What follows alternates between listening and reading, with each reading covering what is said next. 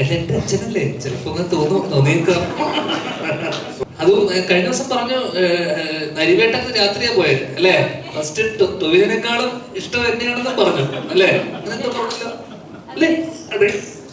കഴിഞ്ഞ ദിവസം എന്നോട് അമ്മ വന്നിട്ട് ചോദിച്ചു, അച്ഛനും നിന്റെ ഒരു പടം ഇറങ്ങിയിട്ടുണ്ടെന്ന് അറിഞ്ഞോന്ന് പറഞ്ഞു.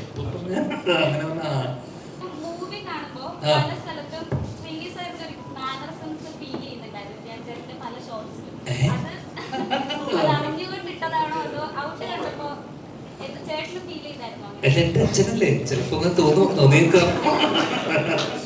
എന്നെ ആദ്യം സിനിമ കണ്ട് ഇഷ്ടപ്പെട്ടു എന്ന് പറഞ്ഞ മെസ്സേജ് അയച്ച ഒരാളാണ് കേട്ടോ അവള്.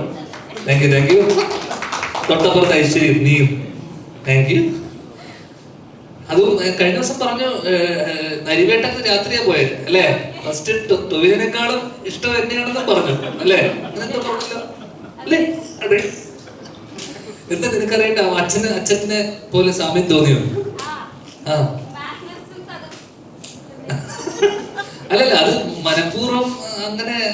എനിക്ക് ഞാൻ കഴിഞ്ഞ ഇടയിലും BGMയുടെ ഒരു പരസ്യം ചെയ്തിരുന്നു, സന്ദേശത്തിന്റെ മറ്റേ നമ്മുടെ പഴയ സന്ദേശത്തിന്റെ മറ്റേ സാധനം. അപ്പൊ അന്ന് ഞാൻ അനൂപാണ് ഡയറക്ട് ചെയ്തത്, സത്യനങ്ങളുടെ മോൻ അനൂപ് സത്യനെ ഡയറക്ട് ചെയ്തത്. അപ്പൊ അനൂപ് എന്നോട് പറഞ്ഞു ഇങ്ങനെ സെയിം കാര്യം. സാധാരണ അച്ഛന്റെ മാനേഴ്സ് കൂടുതലും, അച്ഛന്റെ ചായ ഒക്കെ കൂടുതൽ ചേട്ടനാണ് കൂടുതലുള്ളത്.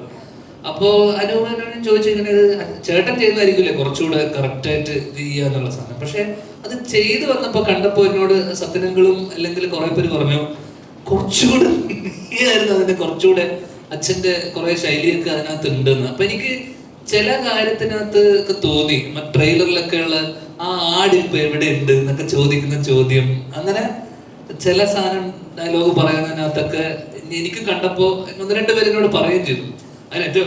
അതിനപ്പുറം കഴിഞ്ഞ ദിവസം എന്നോട് അമ്മ വന്നിട്ട് ചോദിച്ചു, അച്ഛനും നിന്റെ ഒരു പടം ഇറങ്ങിയിട്ടുണ്ടെന്ന് അറിഞ്ഞോന്ന് പറഞ്ഞു.